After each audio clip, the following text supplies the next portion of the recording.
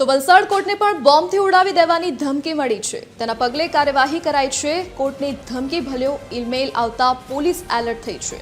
બોમ્બની ધમકી મળતા જ કોર્ટ પરિસર ખાલી કરાવી દેવામાં આવ્યું છે। પોલીસનો કાફલો તાત્કાલિક કોર્ટમાં પહોંચ્યો છે। તો ડોગ સ્ક્વોડ અને બોમ્બ સ્ક્વોડ દ્વારા સઘન તપાસ પણ હાથ ધરવામાં આવી છે। તો કોર્ટની સુરક્ષા વધારીને વધુ તપાસ હાથ ધરવામાં આવી છે।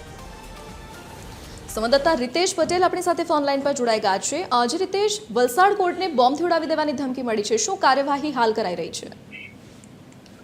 જી ધરતી છેલ્લા કેટલાક સમયથી રાજ્યમાં શાળાઓ હોય કે પછી કોર્ટ પરિસર હોય ઘણા સમયથી જે બોમ્બથી ઉડાવી દેવાની ધમકીઓ મળી રહી હતી, તેવામાં આજે અચાનક જ વલસાડ કોર્ટને બોમ્બથી ઉડાવી દેવાની ધમકી ભર્યો ઈમેલ મળતા જ સમગ્ર વિસ્તારમાં ચકચાર મચી જવા પામી છે। અત્યારે વલસાડ જિલ્લા પોલીસનો કાફલો ઘટના સ્થળે પહોંચ્યો છે।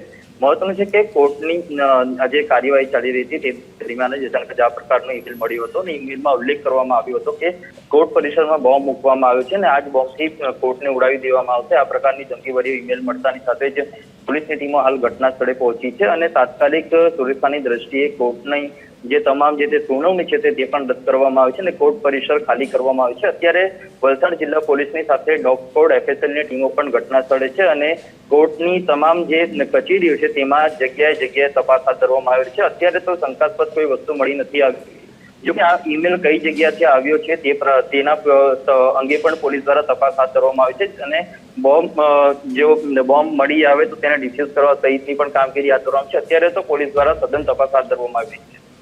જી રીતેશ, વિગત બદલ આપનો આભાર।